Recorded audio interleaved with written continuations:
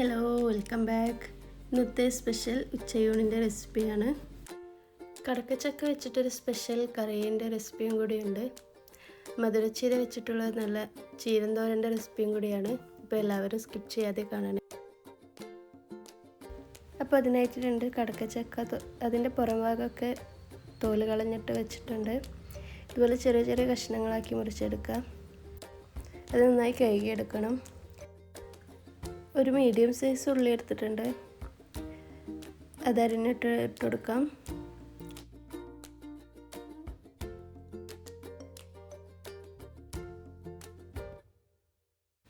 അഞ്ചാറ് ചെറിയ ഉള്ളിയും കൂടി ഞാനിവിടെ കട്ട് ചെയ്തെടുക്കുന്നുണ്ട്.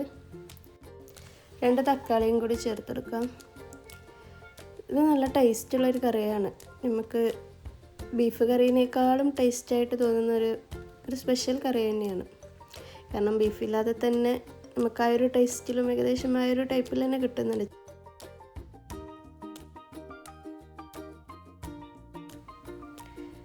പിന്നെ കുക്കർ വെച്ച് അതിൽ കുറച്ച് ഓയിൽ ചേർത്തെടുക്കാം. അരിഞ്ഞ് വെച്ച് ചെറിയ ഉള്ളി തക്കാളി എല്ലാം ചേർത്തെടുക്കാം. അതിലേക്ക് ഉള്ളിലേക്ക് നന്നായി ഉടഞ്ഞു വരുന്നത് വരെ വെയിറ്റ് ആക്കാം. ശേഷം തക്കാളി ചേർത്തെടുക്കാം.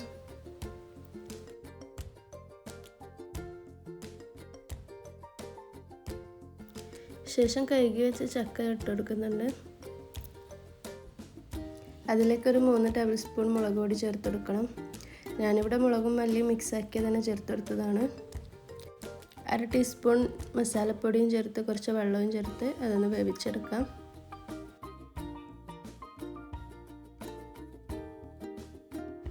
പിന്നെ ഇതിലേക്ക് തേങ്ങ വറുത്തെടുക്കാനുണ്ട്. ഒരു പാനിലേക്ക് കുറച്ച് വെളിച്ചെണ്ണ ചേർത്തെടുക്കാം. 1/4 ടീസ്പൂൺ പോലെ പെരിഞ്ചീരകം ചേർത്തെടുക്കുക. പിന്നെ അതിലേക്ക് കറിവേപ്പിലയും ചെറിയ ഉള്ളിയും ചേർത്തെടുക്കുക. തേങ്ങയും കുറച്ച് മഞ്ഞൾപ്പൊടിയും ചേർത്ത് നന്നായി അതൊന്ന് വറുത്തെടുക്കണം. അത് അരച്ചെടുക്കാനായിട്ടൊരു ജാറിലേക്ക് ഇപ്പോൾ വറുത്ത് വെച്ച് തേങ്ങ ചേർത്ത് കൊടുത്ത് കുറച്ച് വെള്ളവും ചേർത്ത് കൊടുത്ത് നന്നായി അരച്ചെടുക്കാം. ഈ ഒരു ടൈമിൽ നന്നായി ചക്കയൊക്കെ വെന്ത് വന്നിട്ടുണ്ട്. ഒരു വിസിൽ വരുമ്പോൾ തന്നെ അതൊന്ന് ഓഫാക്കിയിടണം. ഇപ്പോൾ ഇത് നന്നായി വെന്തിട്ടുണ്ട്. അതിലേക്ക് ഈ തേങ്ങ അരച്ചത് ചേർത്ത് കൊടുക്കാം. പിന്നെ അതുപോലെ കറിയിലേക്ക് ആവശ്യത്തിന് വെള്ളം ചേർത്ത് കൊടുക്കണം. കറി എത്രയാണോ ലൂസായിട്ട് വേണ്ടത് അതിനനുസരിച്ചിട്ട് വെള്ളം ചേർത്ത് കൊടുക്കാം. പിന്നെ ഇതിലേക്ക് കുറച്ച് ഗരം മസാലയും കുരുമുളക് പൊടിയും ചേർത്ത് കൊടുക്കാം. നന്നായി ഇളക്കി കറിക്കൊന്ന് തേങ്ങയൊക്കെ ഒന്ന് വെന്ത് വന്നു കഴിഞ്ഞാൽ അതിലേക്ക് കുറച്ച് മല്ലിച്ചപ്പ് ചേർത്ത് കൊടുക്കാം.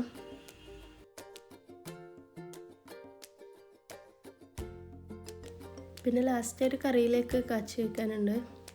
കുറച്ച് വെളിച്ചെണ്ണ ചേർത്ത് കൊടുത്ത് അതിലേക്ക് കുറച്ച് കടുക് ഇട്ടെടുക്കാം. കടുക് പൊട്ടി വന്നു കഴിഞ്ഞാൽ കുറച്ച് വെളുത്തുള്ളിയും കറിവേപ്പിലയും ഉണക്കമുളകും ഇട്ട് ഒന്ന് താളിച്ചെടുത്തതിന് ശേഷം കറിയിലേക്ക് ഒഴിച്ചു കൊടുക്കാം. ഇപ്പോൾ ഇവിടെ കറി റെഡി ആയിട്ടുണ്ട്.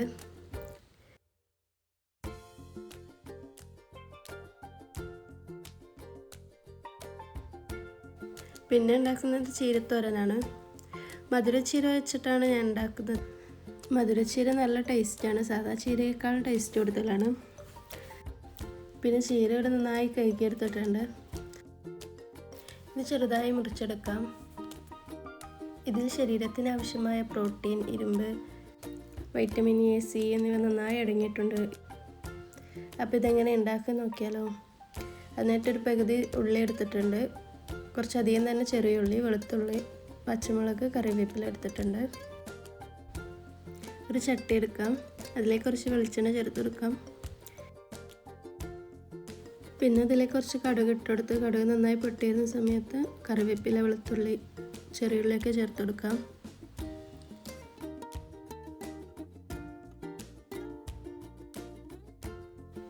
പിന്നെ ഇതെല്ലാം ഒന്ന് നെയ്യിൽ നന്നായി മൂപ്പിച്ചെടുക്കാം. ആവശ്യത്തിന് ഉപ്പ് ചേർത്ത് കൊടുക്കാം. അരിഞ്ഞു വെച്ച ചീര ഒന്ന് ഇതിലൊക്കെ ഇട്ട് കൊടുക്കാം. പിന്നെ ഉള്ളിയും ചീരയും എല്ലാം ഒന്ന് നന്നായി യോജിപ്പിച്ചെടുക്കാം. പിന്നെ ഇതിലേക്കൊരു 1/4 ടീസ്പൂൺ മഞ്ഞൾപ്പൊടി ചേർത്ത് കൊടുക്കാം.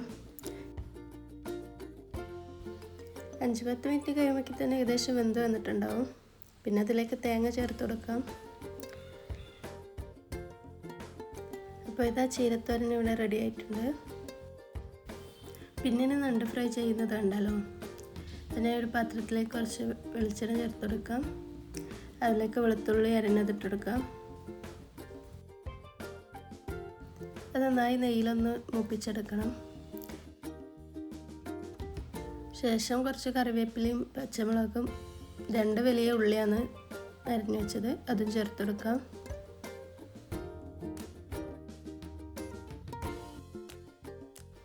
പിന്നെ ആവശ്യത്തിന് ഉപ്പ് ചേർത്തെടുക്കാം. ഇതെല്ലാം നന്നായി ഒന്ന് സോട്ട് ചെയ്തെടുക്കാം. ഉള്ളി അടച്ച് വെക്കാം, നന്നായി സോഫ്റ്റായിട്ട് വരണം. ശേഷം അതിലേക്കൊരു ടേബിൾ സ്പൂൺ മുളക് പൊടി ചേർത്തെടുക്കാം. പിന്നെ നന്നായി ഇളക്കിയെടുത്തതിന് ശേഷം അതിലേക്ക് ആവശ്യത്തിന് കുറച്ച് വെള്ളം ചേർത്തെടുക്കാം. ചെമ്മീനിലേക്ക് കുറച്ച് തേങ്ങ ചേർത്തെടുക്കുന്നുണ്ട്. തേങ്ങ ചേർത്തെടുത്താൽ നല്ലൊരു ടേസ്റ്റാണ്. ചെമ്മീൻ ഫ്രൈ ചെയ്യുന്ന സമയത്ത് തേങ്ങ നല്ലൊരു കോമ്പിനേഷനാണ്.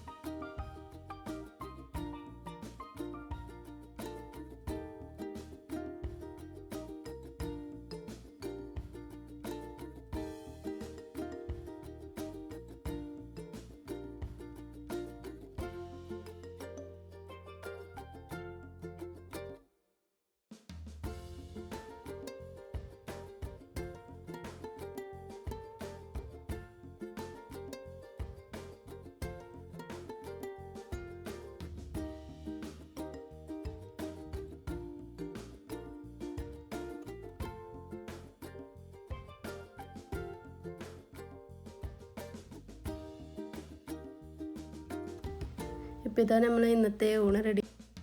അപ്പോൾ ഇന്നത്തെ ഊണൊക്കെ റെഡിയായി.